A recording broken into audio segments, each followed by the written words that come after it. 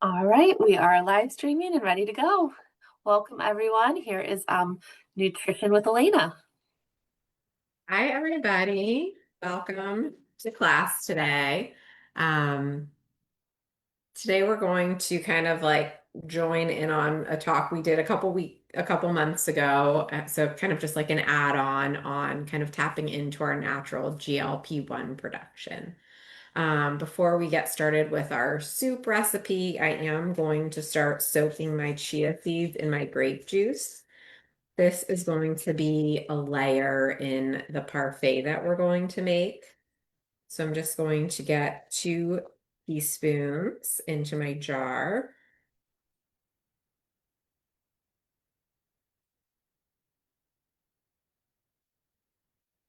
And then I'm going to add in about 3 tablespoons of grape juice. And this is going to be kind of our grape jam layer of our parfait.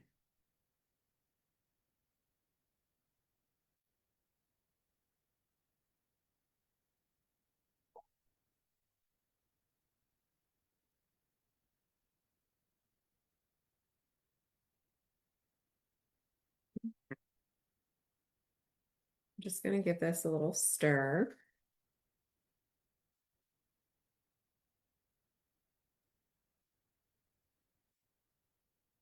And we're just going to let them sit and do work their magic, and I'll show them to you in a little while.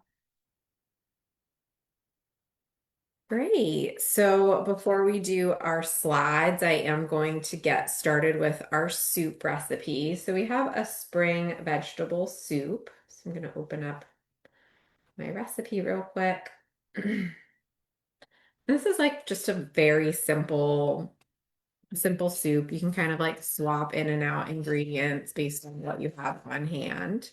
But we're going to start with dicing up our onion. So we're going to do 1/2 of an onion. Just going to rinse.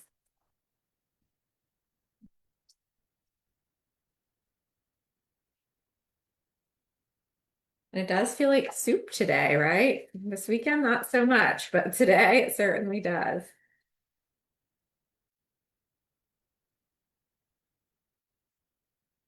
And when we kind of get talking about kind of tapping into our own GLP-1 in the body, we will, talk about the benefits of kind of like eating like vegetables and protein, fiber and protein first. So this is kind of a great recipe. Like even starting out your meal with a vegetable soup can be a really nice way to kind of boost those up. So let me just plug in my hot plate real quick.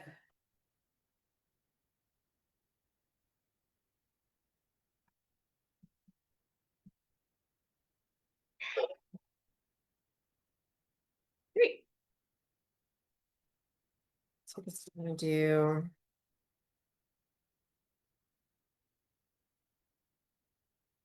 we're doing half onion. And then I'm gonna get my carrot chopped up as well. So we're gonna do about a cup of diced carrot.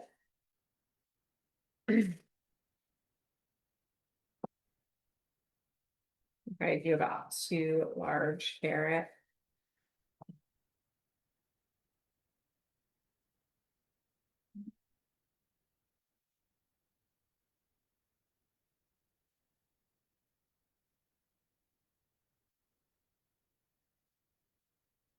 Right.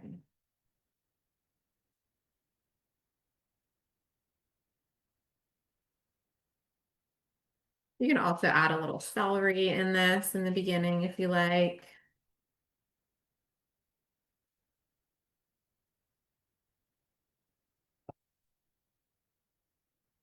Get the heat turned on.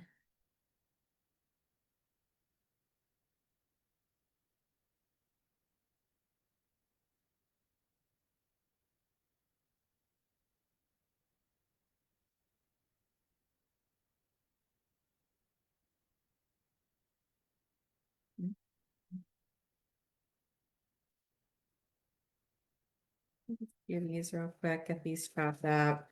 And we'll start this all at the same time.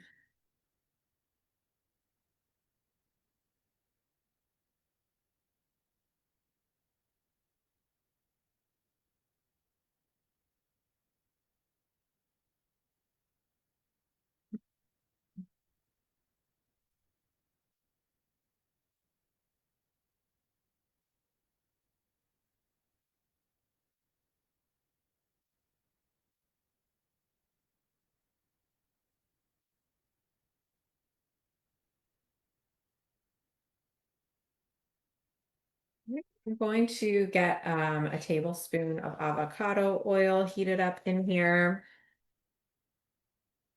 And I've actually just been getting this at Aldi. It's a really nice deal. It's just this little thing of avocado oil. Let that heat for a couple seconds. And then we'll get our garlic prepped as well. So we're going to do 1 clove of garlic.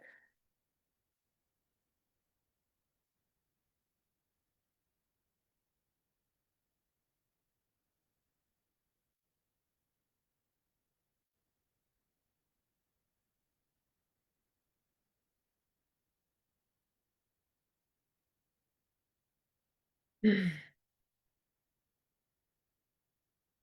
you can add more if you like, if you like more garlic, always feel free to add more if you want.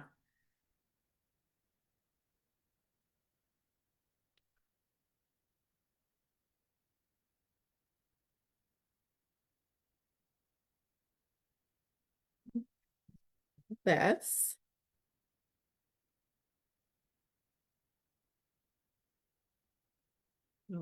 Start to saute. Things a little slower than the oven. All right.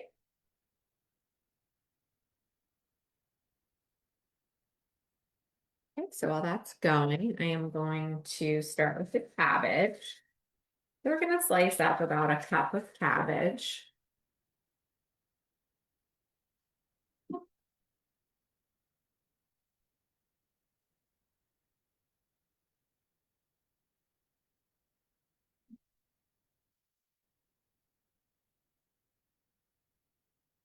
Elena, do you compost?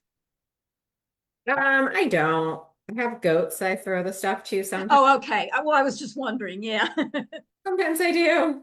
Sometimes it just goes into the trash, to be perfectly honest. All right. Someday on the list of things to do, right?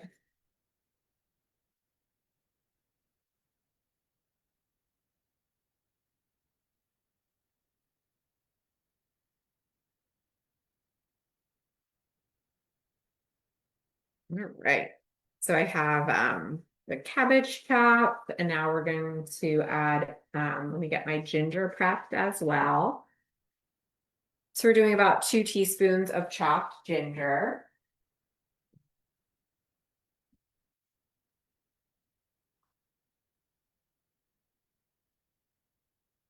And this was a really nice addition to this soup. It's just keeping it nice and fresh and just gives it a really nice, like springy taste. I think if you wanted to make this soup a little bit, just a little more like um more of a meal, you can add in some tofu even. I think that would be a really nice flavor profile to add in some tofu. Maybe some edamame.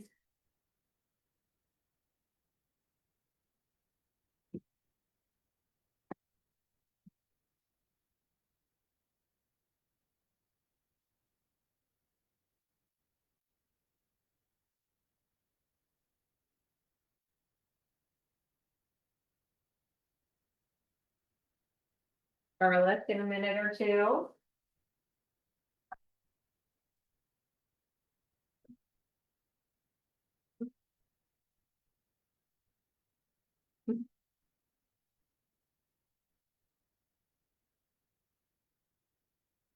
We're going to chop up about 2 teaspoons of the ginger.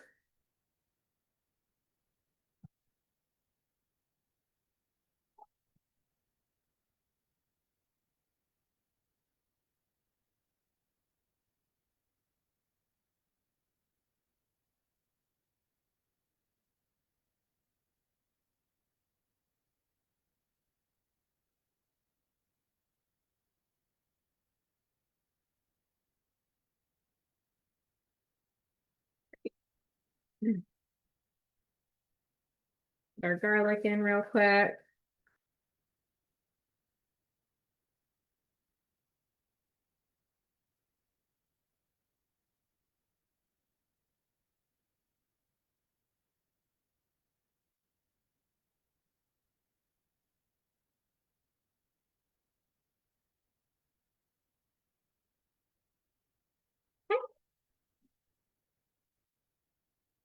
Grab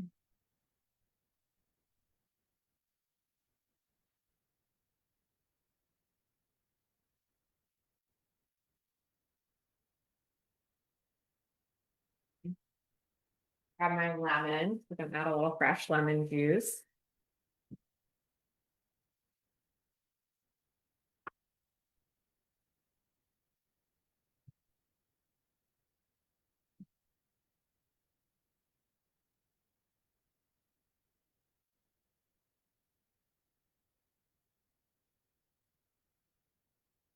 Great. I'm gonna add my water real quick. And then we'll start adding the rest of our ingredients. I just put in 4 cups of water right now. We'll put that other cup in a minute. I'm gonna add the cabbage, the ginger. We're gonna put in about about 2 teaspoons of lemon juice.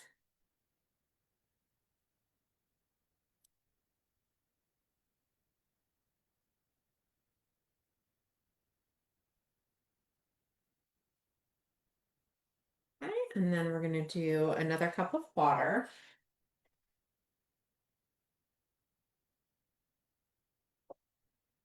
Now for this, I just wanted it to be nice and fresh, so I didn't put like a pre-made vegetable broth in. So if you're finding that it's a little too flat for you, you can certainly add in some vegetable broth. But we are bringing some sodium in with both the soy sauce and then a little bit of salt. So it does, have a little bit of that taste that we might be more used to with soups. So we're gonna put in some soy sauce.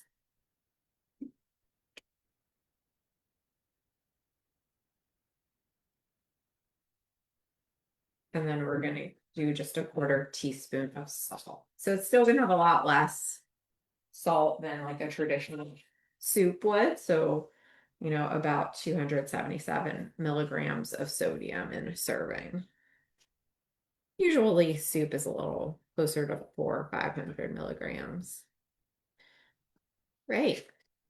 So I have that added in, and then we're gonna see if we can get this to come to a boil over here. If not, I'm just gonna put it on the stove. But while we're waiting for that, I am gonna just prep the rest of the things that we're going to put in it. So we're going to add in some spinach, which we don't really have to do anything with, and then we're also just going to chop up some snap peas. So we're just gonna kind of slice the snap peas. They're gonna go in really like after it's done cooking so that it doesn't, we don't really want the snap peas to get soft and we don't want the spinach to kind of get all discolored and things. So we'll add that just like right at the end.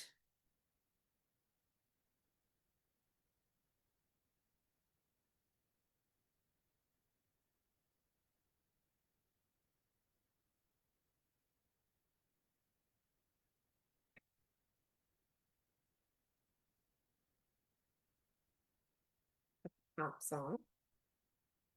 Just do it right. And you can also add some green onions to this too. That would be a nice addition to the ending of this. So put these in here while we're waiting.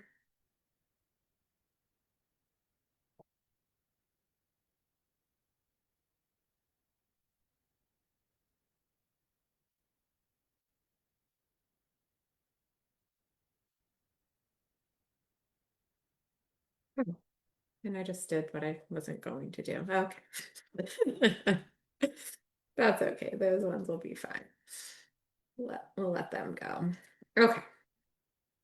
I don't think it's going to heat up here though. So I am going to move it to the stove, and then when we do everything else to this, I'll move it back. So let me go just put that on the stove real quick.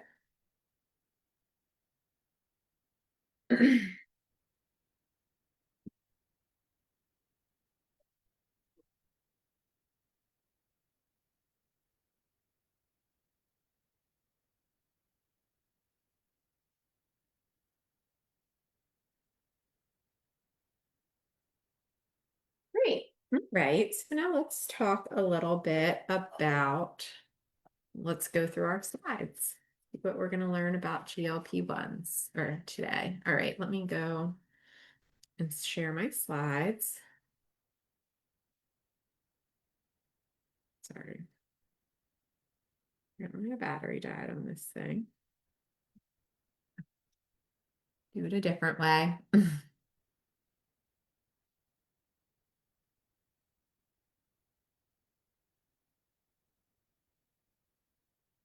me a quick second. Let me get this back opened up.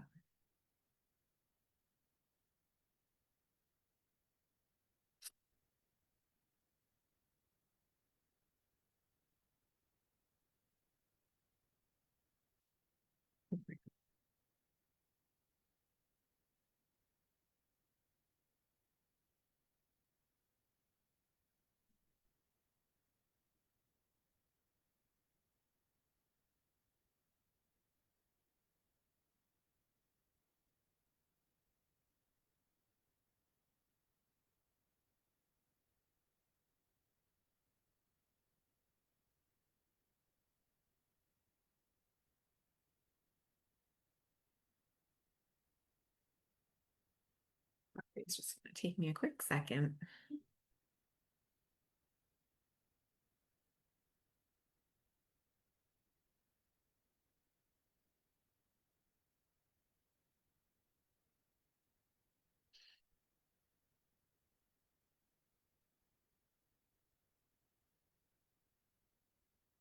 All right.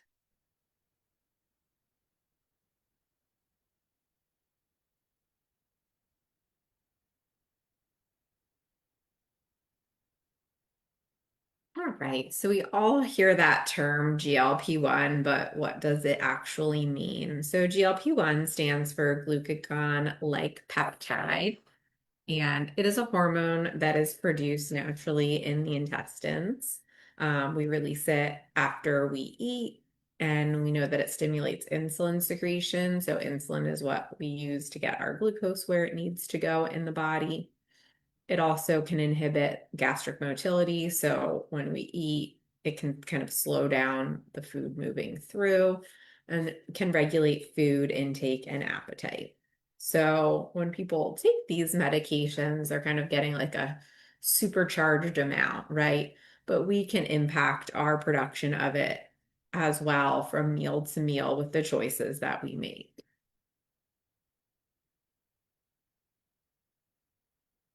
So one thing that's really important is that we want to include some type of protein at every meal. So, we obviously know like the animal foods that have protein, that's, pretty obvious to most of us, our chicken, our fish, our meat, things like that. But this is just a little slide that shows the plant foods and how much protein they have in them, just as a little guide.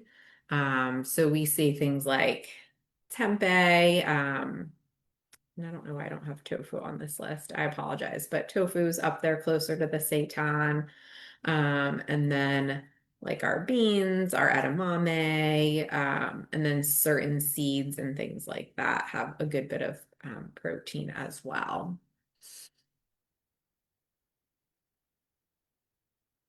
And then obviously we also have our dairy food products like our yogurt, cottage cheese, milk, ricotta cheese, which we're going to use today in a recipe. So resistant starch. So I think we've touched on this a little bit over various sessions, but resistant starch is a type of starch that resists digestion in the small intestine and moves down into the large intestine undigested, and there it'll feed the cells that actually produce the GLP-1. And resistant starches are found in a lot of foods naturally, and then in other foods, we can stimulate the creation of resistant starch. So, found just on its own in things like legumes, so our lentils, our chickpeas, our black beans, kidney beans. And then just naturally in those green unripe fruits, so green bananas, green plantains, or unripe plantains.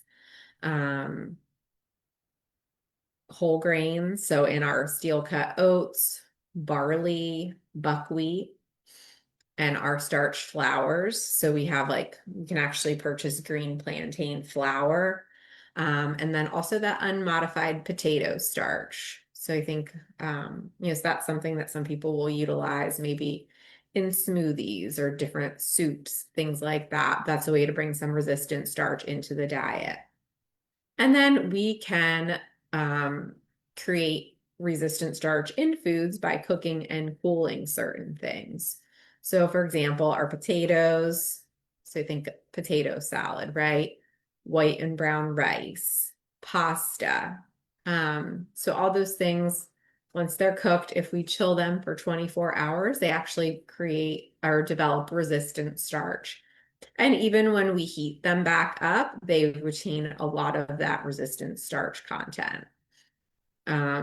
We can certainly eat potatoes cold and like pasta cold still. Rice, we likely want to reheat because there is a little bit of a risk of like a certain bacteria that grows on rice if it's not cooled properly. So it's always kind of good practice to like reheat your rice.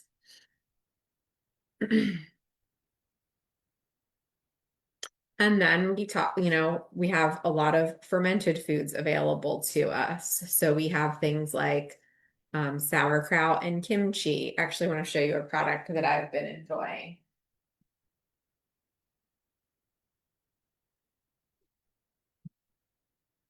No, I've been finding this at a natural food store up here by me, but I'm sure you can find it down by in Delaware as well. But this one's called Cleveland Kitchen Kraut and it's beet medley. So this is really nice because it's red cabbage, beets, and carrots as the mix. So it's not just sauerkraut, it's kind of some other flavors in there as well. And a little bit of this goes a long way, right? So there's not a ton of content in here, but it's 16 servings. So, a couple tablespoons for a serving of this. And it keeps for a while just because it is fermented. So it doesn't go like bad as like say if you just had like cooked cabbage in the fridge, for example. So this is a nice thing to just play around with. And I like that it's in a full bag. A lot of times you'll find them in jars, obviously, too. That's boiling. I'm gonna grab it real quick.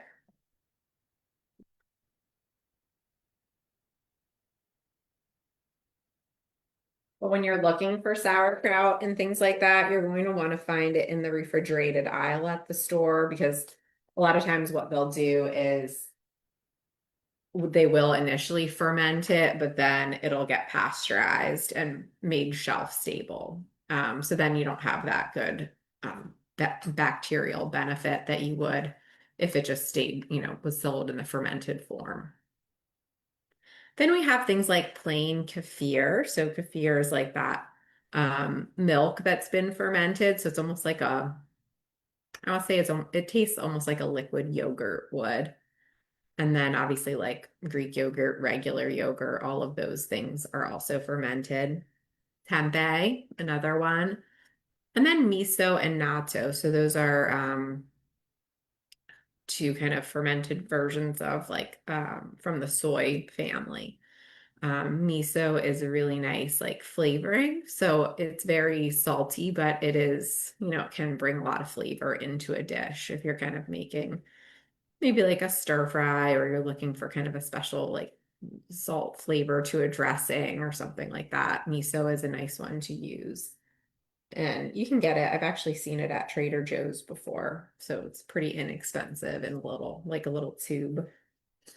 Natto, I feel like it's a little harder to find and maybe not as appealing to most people. It's kind of like I don't know, it's like a sticky, like fermented bean kind of soybean. Right, and then healthy fats. So fats help with satiety. So they're always important to include into our daily meal schedule. So found in things like olive oil, nuts, seeds, avocado, fatty fish. So our salmon, herring, mackerel, sardines. So having some of them with our meal also really helps with satiety.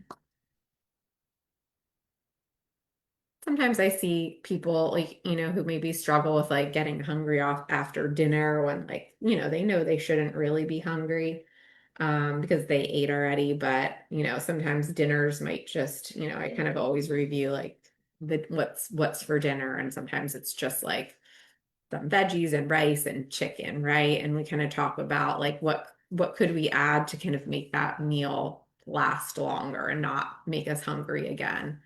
So kind of swapping out some rice for some healthy fat, maybe incorporating in some beans or lentils that can help really round out that meal and make it more satisfying for us.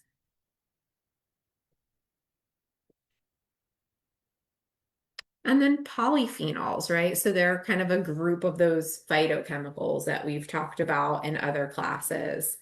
So they're, we've talked about phytochemicals just bringing like the dark, deep colors and flavors into our plant foods. And they can help stimulate the secretion of GLP-1 actually. So we see berries and red grapes as something that has a high amount of polyphenols. So you'll see kind of in our little dessert thing we're doing today, we're getting the grapes, our grape and chia seed mixture, and then putting some berries on top. So that's really a nice combo. Extra virgin olive oil, really good. And there's actually a specific compound in extra virgin olive oil that actually does even enhance our GLP-1 production even more. So that's really a great thing to kind of incorporate into our routine. Green tea, excellent. And we can always use like even a decaffeinated green tea if you're particularly sensitive to caffeine. You can even just like brew some and make it cold, for this, summer months. You can mix it in with different things. Sometimes I'll do like some green tea mixed with some like fruit teas and keep it cold as like a summertime drink. And then dark chocolate. Who doesn't love dark chocolate? I don't know. I certainly do. Um, and definitely some good research on dark chocolate and the enhancing the GLP-1. And then prebiotics, right? We've talked about these before too. So really kind of incorporating in some of these at every meal can really help us as well. So we know that that prebiotic fiber is that fiber that isn't, fiber isn't digested by our body. It reaches the colon intact and it's fermented by good bacteria down there, producing what we call short chain fatty acids.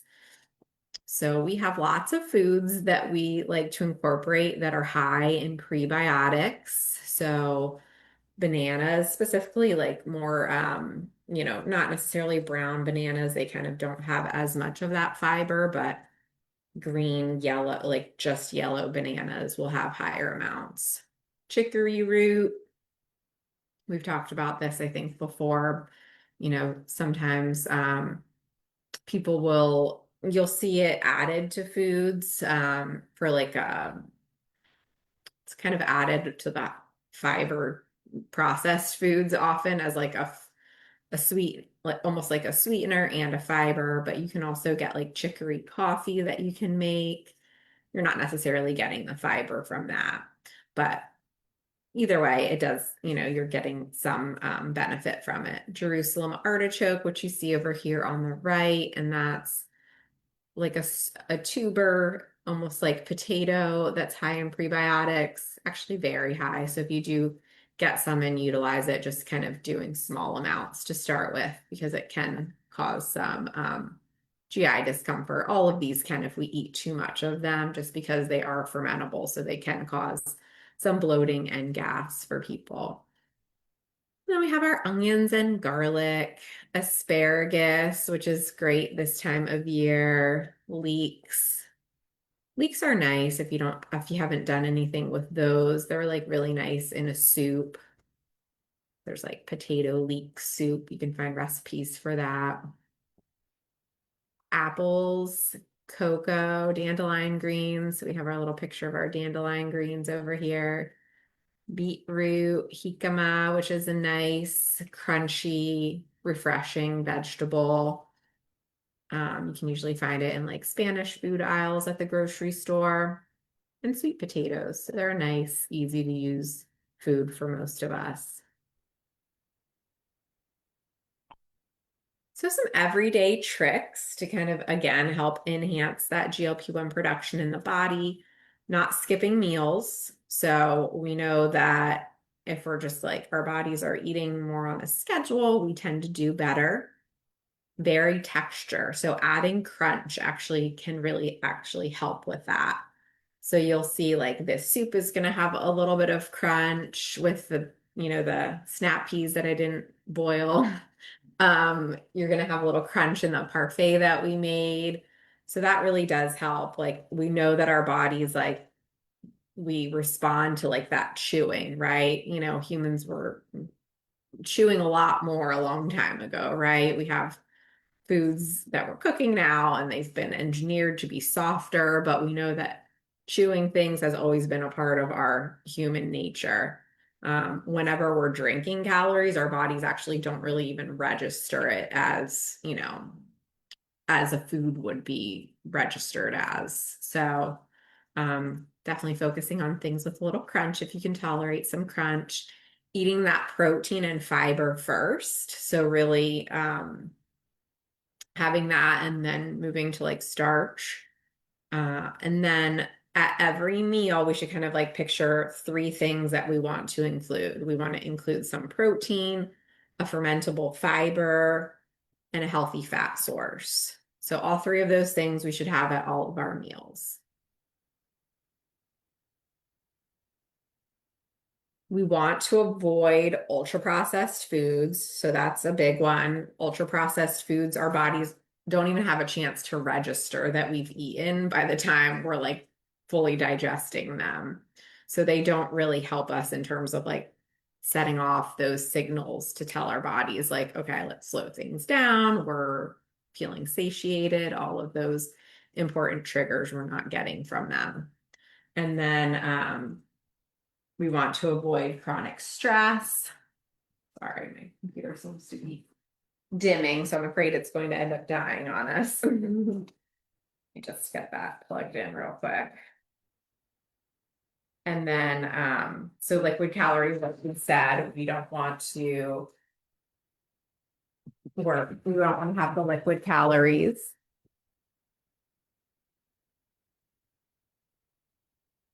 And then the chronic stress, that just sends off signals. It messes up our hormone production when we're under chronic stress. So if that's the place that we're at, like just really trying to seek some help to kind of manage the stress levels. So talking to our providers, maybe connecting with a therapist, friends, whoever is a resource for you. And then just some recipe websites, as always. I think I've shared these before, but some different things here. Great. So we can get into our recipes a little bit more. Does anybody have any questions on the slide portion of the talk?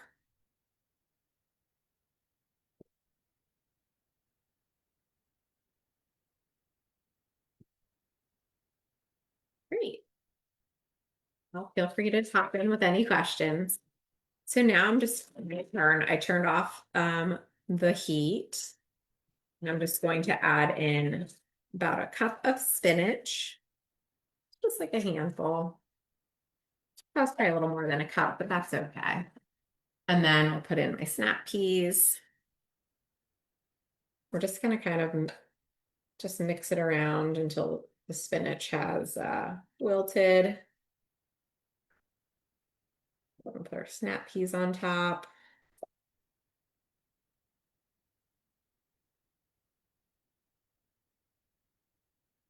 I just want to show you this soup, just so you can get a visual of it.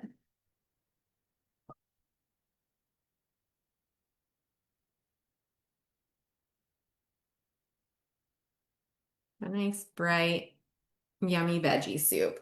And you can freeze some, just utilize it however you like.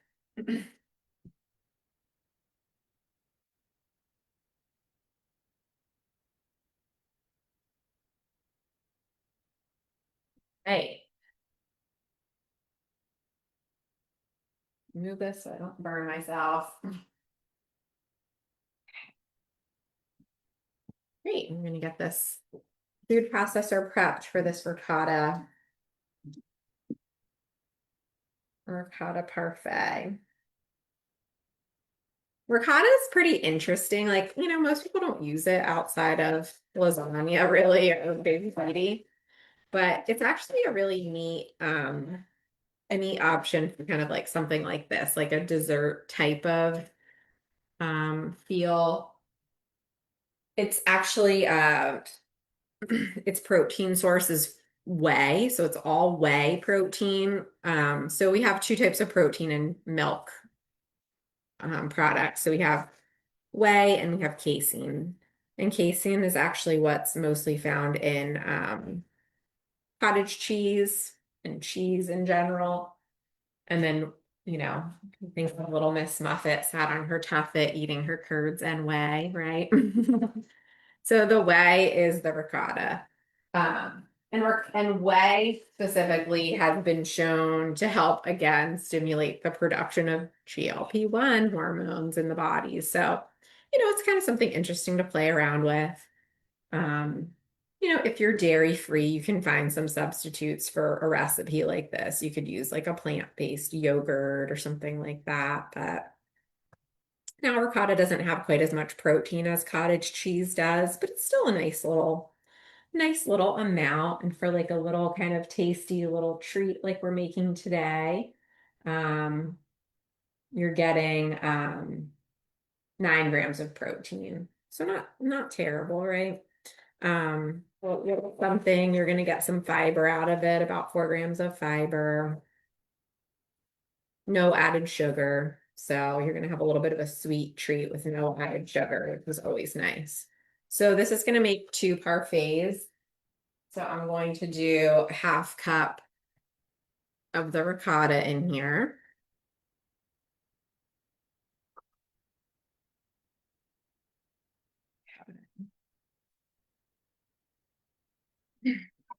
And then we're going to do some lemon zest. Grab my zester. So we're going to do about 1 to 2 teaspoons of lemon zest. So it's always hard to zest when you've already squeezed it.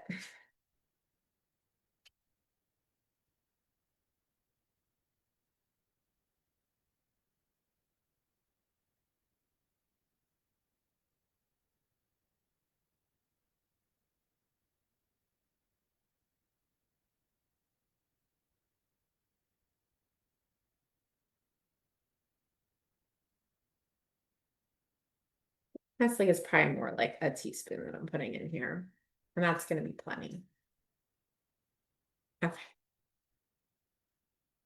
And then we're just going to do about a 1/4 teaspoon of vanilla extract.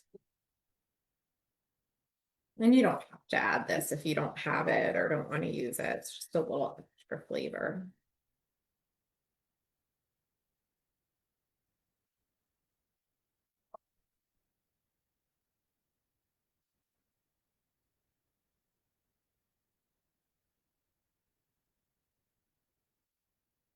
Okay. Just going to mute so you don't have to hear this.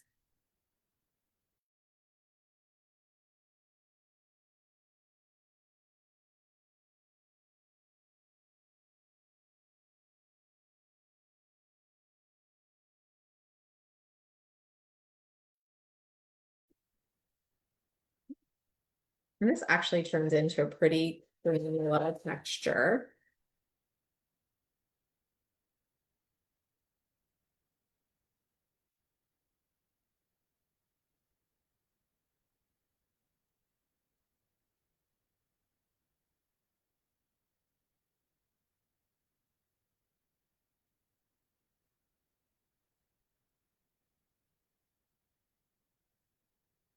So if you kind of even think about this in that rule of three, right? We're having some protein, we're having some healthy fat with the pecans that we're going to add.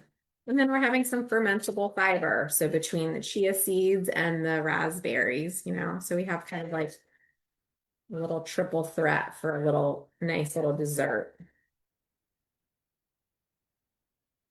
And parfaits in like one way or another can work with for a lot of different meals. You can do something like similar for breakfast with maybe like a Greek yogurt or something like that. Um, so adding all those different ingredients again can help with that satiety profile. Okay, so we can stop. Now we're going to do our layer of our chia seed jam so we can kind of see how it kind of gelled up. It didn't gel up. If we used a little bit less grape juice, it would have gelled up a little bit more. But that's okay. The grape juice adds nice little sweet flavor to it.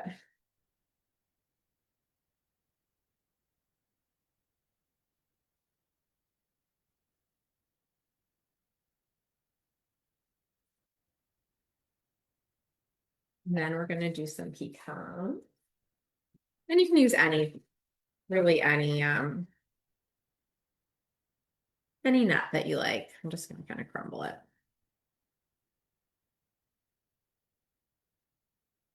So we're going to do about like a tablespoon on each one.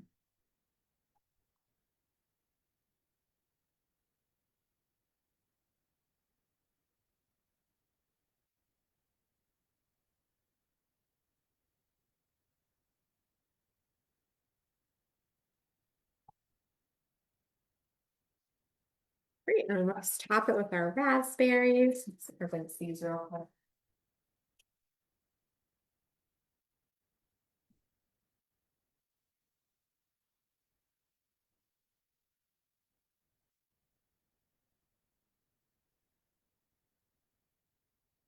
Great, put the raspberries on top, and we'll have a yummy little treat.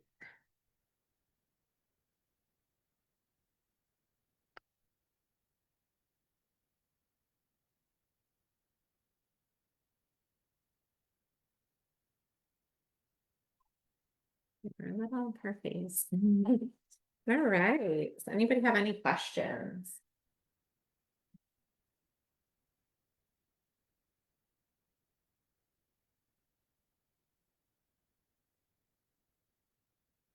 I'm going to take a peek at what our next topic is. Does anybody have any kind of like types of recipes they want to see or any cuisines that they would be interested in? You can always send those over. So it sounds like May, we're doing back to basics. So we'll be talking about just kind of like using food in its kind of most natural form. Great.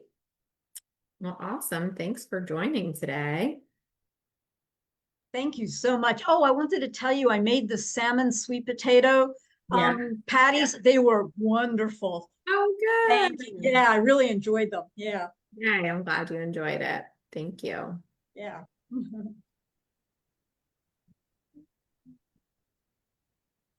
Wonderful. Well, thanks, everybody. Thank you. Thank you.